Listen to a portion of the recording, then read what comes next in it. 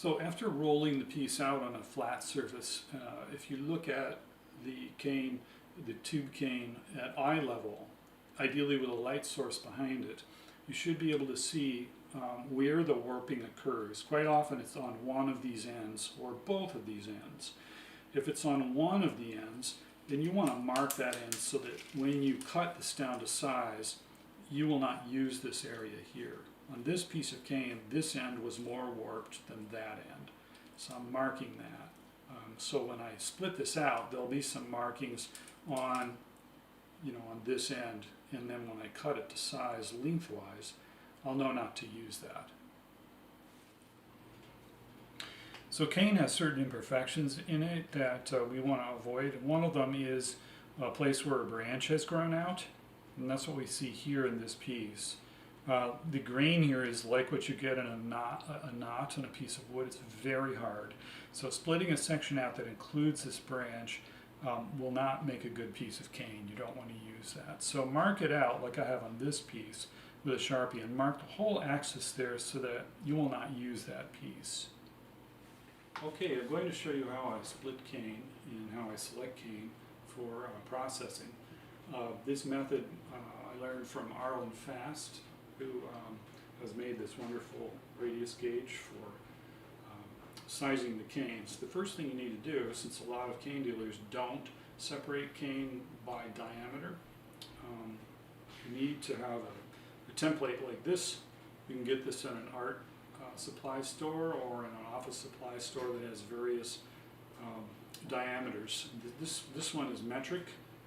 Most gouger beds are between 25 and 24 millimeters diameter, and it's important to match the piece of cane you're choosing, the diameter of that piece of cane, to the gouger bed so it will fit in there. Cane has a memory too, so if you choose smaller diameter tubes, you're going to get a more arched tip opening that will favor high notes. If you choose a larger diameter, you may end up with cane that has a more flat tip opening that will favor low notes. Most bassoon players fall into about the inch diameter or 25 millimeters diameter thereabouts. So I've got my 25 millimeter circle marked here for myself. And what I'm going to do is size the cane in this hole, and you can see that this piece is pretty close to an inch. It goes in most of the way, whereas this piece doesn't fit in at all, right? In fact, it's more like a 26, 27 millimeter. That's going to be too big to use. This piece is also interesting. It's important to notice where a branch has left a knot in the cane and mark that. So if I were to use this piece, I would not use a piece that was split from this area here, because the way the cane vibrates is affected by this knot here. It's very hard right here. I may find one or two on this one or on this one. They look good. Oh, there's one right there. Okay, so there's a little place where a branch grew out. So when I split this one out, if I choose it, I'm going to avoid this axis right here. Okay, so I've selected this one though because it was the right diameter, and I'm going to roll it out here, and you're going to see that the cane tends to settle on its widest part. In other words, on top and bottom, it's wider than on the sides. So it's good to know where that is to begin your process. So if you take a gouged piece of cane like this and mark the center line, because we need to have the diameter be exactly right where the tip will be. That's the most sensitive part. Back here and back here, it doesn't matter so much. So to start off, we want to place this marking piece on that wide part right there, okay? And what I do then is to mark on both sides of that center point like this, and then connect those two, leaving this space here open. That'll be my first radius try. Okay, so I'm going to try the radius right here and see what I get. Okay, so I'm going to size the cane now by choosing one of these cutouts to put the cane through and see what size is the closest fit. So 25 millimeters is a really good average gouger bed diameter. So we want to choose cane that fits in that cutout if possible. And this piece of cane is probably just a little bit wider in the middle, but it fits in enough that I'm going to use it. So I'm going to orient it so that the widest part that was on the contacting the granite top fits on the bottom.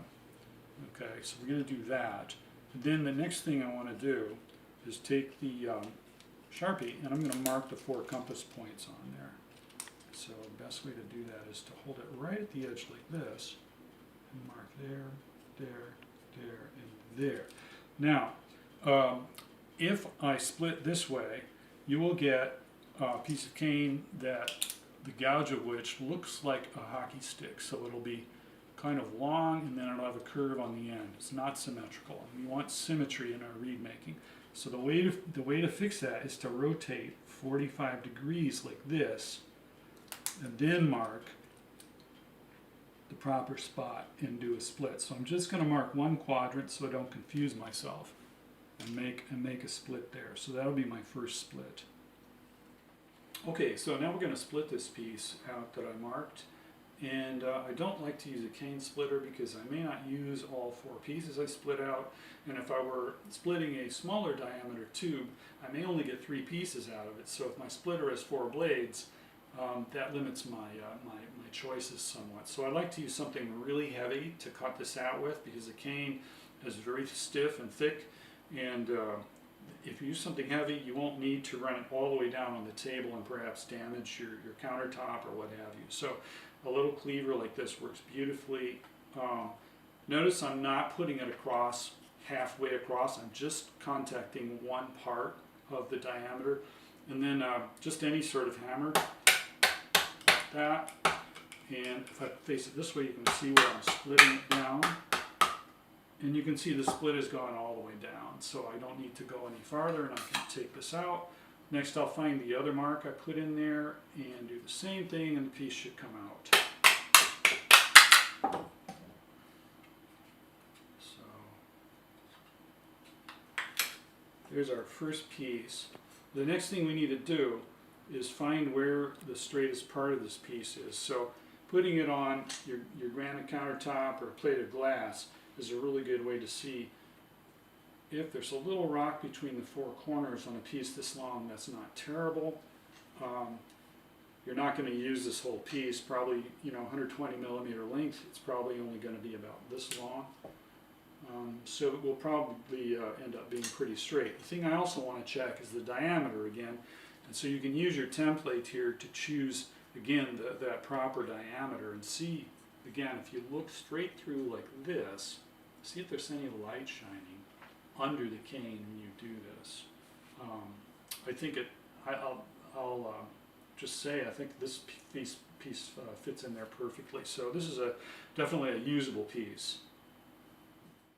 So you can see here where I've cut out this section, and now what I'm going to do is make sure it's rotated 45 degrees, and I'm going to mark here and see if I can get a good section out of this area right here, from here to here. That'll be my next split. So go right ahead and split that one out.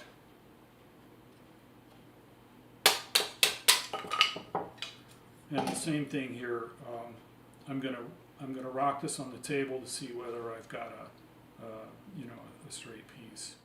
Okay, so now we're going to cut the piece down to size. So what we've got here is a guillotine that is 120 millimeter length, and you can see over here that I've marked my center line here, which is approximately where the fold of the reed is going to be.